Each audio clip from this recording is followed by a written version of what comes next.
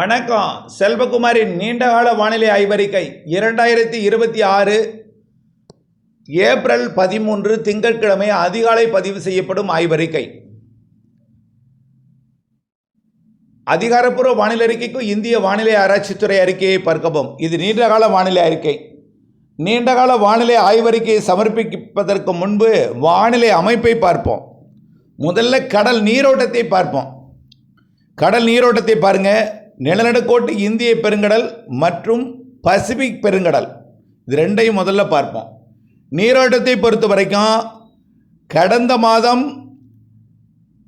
அதாவது நடுநிலை ஐஓடியை கொடுக்கும் வகையில் சரிசமமான ஒரு நீரோட்டம் இருந்தது. அதாவது அரபிக்கடலுக்கு தெற்கையும் ஒரு வலுவான, அதே அரபிக்கடலுக்கு தெற்கையும் வங்கக்கடலுக்கு தெற்கையும் நிலநடுக்கோட்டு இந்திய பெருங்கடல் ஒட்டுமொத்தத்திலையும் வலுவான நீரோட்டம் இருந்துச்சு.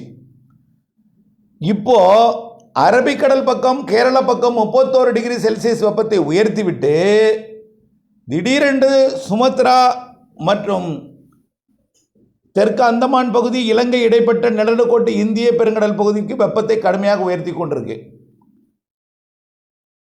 ஏற்கனவே அரபிக்கடல் வெப்பம் வேகமாக உயர்ந்த நிலையில் இப்பொழுது வங்கக்கடல் வெப்பம் வேகமாக உயர்ந்துட்டு இருக்கு. நிலநடுக்கோட்டு இந்திய பெருங்கடல் வெப்பமும் வேகமாக உயர்ந்து கொண்டிருக்கு. மேலும் ஒரு தகவல், கூடுதல் தகவல், எப்பொழுதுமே வடகிழக்கு பருவமழை நிறைவடைந்ததும் சூரியன் குத்துக்கதிர் தெற்கே போனதும் தென்னரை கோளத்தில் நிகழ்வுகள் உருவாகி மடகாஸ்கர் மற்றும் மொரீஷியஸ் ஆப்பிரிக்க பகுதியை நோக்கியும், அப்படியே அதாவது ரீயூனியன், மொரீஷியஸ் மற்றும் அப்படியே நிலநடுக்கோட்டுக்கு தெற்கே உள்ள இந்திய பெருங்கடலில் வலுவான நிகழ்வுகள் உருவாகும். சூப்பர் புயல்லாம் உருவாகும். இந்த வருடம் உருவாகவே இல்லை. சின்ன சின்ன காற்றழுத்த தாழ்வு நிலை மண்டலங்கள் உருவாகி மடகாஸ்கர் மற்றும் ஆப்பிரிக்க பகுதிக்கும் மொரீஷியஸ் ரீயூனியன் பகுதிக்கும் மழைப்பிடிப்பை கொடுத்ததை தவிர பெரிய புயல்கள் உருவாகலை. அதனால் இப்போ என்ன ஆச்சுன்னா, நிலநடுக்கோட்டுக்கு தெற்கேயும் வெப்பம் உயர்ந்திருக்கு. நிலநடுக்கோட்டு தெற்கு தென்னரைக்கோள இந்திய பெருங்கடல், அது இந்திய பெருங்கடலோட தெற்கு பகுதி மற்றும் நிலநடுக்கோட்டு பகுதியிலையும் வெப்பம் உயர்ந்திருக்கு.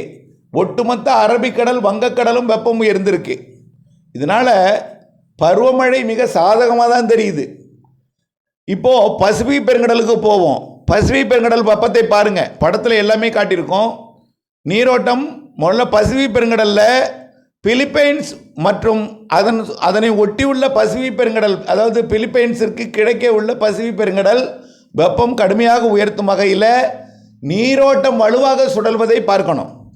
அமெரிக்க பகுதியிலிருந்து பசிபிக் பெருங்கடல் வெப்பம் ஆசிய பகுதிக்கு கடத்தி கொண்டு வருகிறது. இந்த வெப்பம் ஜப்பான் வரைக்கும் கொண்டு போய் உயர்த்துது. தாய்வான், சைனா மற்றும் அப்படியே உள்ள தென்சீன கடற்பகுதிக்கும், வியட்நாம், லாவோஸ், தாய்லாந்து போன்ற பகுதிகளுக்கும் வெப்பத்தை உயர்த்தும் வகையில் தென்சீன கடல், தாய்லாந்து வளைகுடா பகுதிக்கும் வெப்பத்தை உயர்த்தி கொண்டிருக்கு. பசிபிக் பெருங்கடலில் பிலிப்பைன்ஸுக்கு கிழக்கு புறம் கடுமையாக வெப்பம் உயர்கிறது. ஆசியாவை ஒட்டியுள்ள பசிபிக் பெருங்கடல் வெப்பத்தை போலவே சற்று கிழக்கு புறம் மத்திய பசிபிக் பெருங்கடல் வரைக்கும் வெப்பம் உயருது. அமெரிக்க பக்கத்தில் உயரக்கூடிய வெப்பத்தை ஆசிய பக்கம் கடத்தி வந்தாலும், அமெரிக்க பக்கமும் வெப்பம் உயர்ந்தாலும் ஆசிய பக்கம் அதை விட கூடுதலாக உயர்ந்து கொண்டிருக்கு. இதிலிருந்து நாம் என்ன தெரியுது?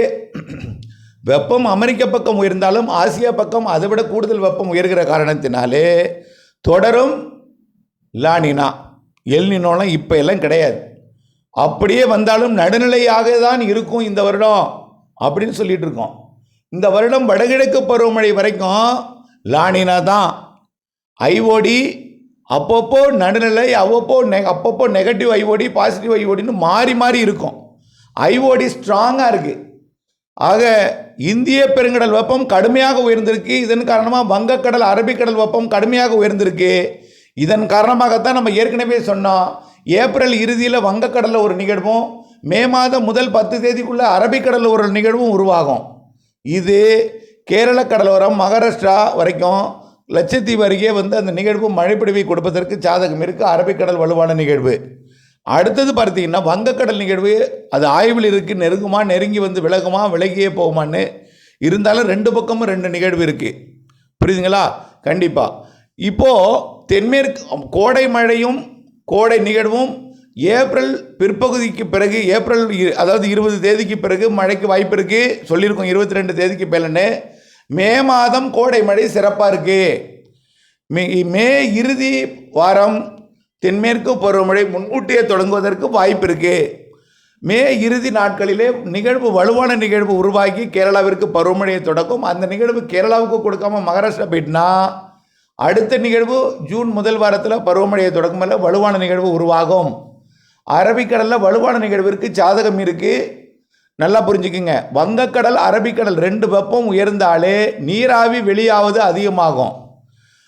வங்கக்கடல் வெப்பம் அதிகமானால் இலங்கைக்கு கிழக்கு புறமாகவே அந்த காற்று திசை திரும்பி ஒடிசா நோக்கி போகும். அப்போது கேரளாவிற்கு பருவமழையை கொடுக்காது எப்போதுமே. ஆனால் இப்போது கேரளா பக்கமும் சுமத்ரா முதல் சோமாலியா வரைக்கும் உள்ள நடுக்கோட்டு இந்திய பெருங்கடல் மற்றும் சோமாலியா மற்றும் அதனை ஒட்டி உள்ள ஏடன் வளைகுடா, ஏமன் கடல் பகுதி இங்கெல்லாம் வெப்பம் உயர்ந்திருக்கிற காரணத்தினாலே காற்று நேரடியாக மேற்கு நோக்கி பயணித்து பிறகு அப்படியே பெண்டெடுத்து கேரளா, கர்நாடகா உள்ளிட்ட அரபிக்கடலோர மாநிலங்கள் வழியாக மேற்கு தொடர்ச்சி மலையில் மோதி மழைப்பொழிவை கொடுப்பதற்கும் சாதகம் இருக்குது. குறைவான வெப்பநிலை இருந்தால் தென்மேற்கு பருவக்காற்று வெப்பத்தை எளிதாக குறைத்துவிடும். ஆனால் இப்பொழுது வெப்பம் மிகுந்திருக்கிற காரணத்தினாலே, சூரியன் குத்துக்கதிர் வந்து விழுந்து கொண்டிருக்கிற காரணத்தினாலே, வரக்கூடிய நாட்களிலே அது அரபிக்கடல் வங்கக்கடல் பகுதியில் விட இருக்கிற காரணத்தினால இன்னும் வெப்பம் உயரும் என்பதனால என்னை பொறுத்த வரைக்கும் கடல் வெப்பம் சிறப்பாக இருக்கிறது. கடல் வெப்பத்தால் நீராவி வெளியேற்றம், கடல் நீர் ஆவி வெளியேற்றம் சிறப்பாக இருக்கும். பருவக்காற்றை ஈர்த்து கொண்டு வந்து வங்கக்கடல் வழியாகவும் அரபிக்கடல் வழியாகவும் வட இந்திய நிலப்பகுதிகளுக்கும் கேரளா உள்ளிட்ட அரபிக்கடலோர மாநிலங்களுக்கும் மழைப்பொழிவை கொடுப்பதற்கு சாதகம் இருக்கிறது. நல்ல மழைப்பொழிவு கொடுப்பதற்கு சாதகம் இருக்குது. இப்பொழுது மேட்டூர் அணை தண்ணீர் குறைந்திருந்தாலும் கோடை மழை கை கொடுக்கும் என்று எதிர்பார்க்கப்படுகிறது. மே மாதத்தில் நிகழ்வின் காரணமாக ஜூன்லையும் மழைப்பொழிவை கொடுக்கும். கண்டிப்பாக தாமதம் ஏற்பட்டாலும் பருவமழை ஆகஸ்டுக்குள்ளே சிறப்பான மழைப்பொழிவை கேரளாவுக்கு கொடுப்பதற்கு சாதகம் இருக்குது. என்ன சார் எல்லோரும் மழை பெய்யாது கடுமையான வெயில் வாட்டம் அப்படின்னு சொல்கிறாங்க, நீங்கள் மட்டும் மழை பெய்யுன்னு சொல்கிறீங்கன்னா இதை நான் அப்படியே நம்பிக்கொண்டிருக்கேன்னா உங்களுடைய அதிகாரப்பூர்வ வானிலை எது உங்களுக்கு நம்பிக்கை இருக்கோ அதை பார்த்து பயன்பெற வேண்டும் என்று அன்போடு கேட்டுக்கொள்கிறேன். இது என்னுடைய ஆய்வறிக்கை. கடல் வெப்பத்தை வைத்தும் கடல் நீரோட்டங்களை வைத்தும் கணித்து வழங்கப்பட்டதை பார்க்கும்பொழுது வழங்கக்கூடிய அறிக்கையை பார்க்கும் பொழுது நீங்கள் தொடர்ந்து அப்டேட்ஸோடு இணைந்திருந்தும் தொடர்ந்து வானிலை அப்டேட்ஸோடு இணைந்து கவனித்து வர வேண்டும் என்று அன்போடு கேட்டுக்கொள்கிறேன். ஆனால் எந்தவித பெரிய மாறுதலும் இல்லாது இருந்தாலும் கடல் வெப்பம் நீராவியை அதிகம் வழங்கும். கண்டிப்பாக பருவமழைக்கு சாதகமான வெப்பநிலை தான் நிலநடுக்கோட்டுக்கு தெற்கையும் நிலநடுக்கோட்டிலும் அரபிக்கடலோட தெற்கு பகுதியும் வங்கக்கடலோட தெற்கு பகுதியும் ஒட்டுமொத்த அரபிக்கடல் வங்கக்கடலும் சாதகமாக இருக்கிறது என்பதை தெரியப்படுத்த விரும்புகிறேன். பசிபிக் பெருங்கடலை பொறுத்த வரைக்கும் ஆசிய பக்கம்தான் வெப்பம் உயர்ந்து கொண்டிருக்கு, அதில் எந்த மாற்றமும் இல்லை. அதனால் வலுவான நிகழ்வாக China, Taiwan, Vietnam, Cambodia, Laos, Hong Kong போன்ற பகுதிகளுக்கெல்லாம் வலுவான நிகழ்வு வந்து இந்த வருடம் நிறைய மழைப்பொழிவை சூப்பர் சைக்ளோன் போன்றவையெல்லாம் பசிபிக் பெருங்கடலில் உருவாகி அந்த ஆசிய நாடுகளோட அதாவது பிலிப்பைன்ஸ் முதல் தாய்லாந்து மற்றும் வியட்நாம், கம்போடியா, லாவோஸ், சீனா, தைவான் வரைக்கும் நிறைய மழைப்பொழிவை கொடுப்பதற்கும் வலுவான நிகழ்வால் நிறைய மழைத்தொரு கொடுக்கும் வாய்ப்பு இருக்குது. அது செப்டம்பர் மாதத்திலிருந்து வங்கக்கடலுக்கும் அக்டோபர், நவம்பர், டிசம்பர்லேருந்து வங்கக்கடலுக்கும் கூடுதலாக வருவதற்கே வாய்ப்பாக இருக்கிறது. ஏற்கனவே வங்கக்கடல் வெப்பம் உயர்ந்திருக்கிறது. இலங்கை அருகேயும் 31 டிகிரி வெப்பம் உயரப்போகிறது, 30 டிகிரியாக இருக்குது.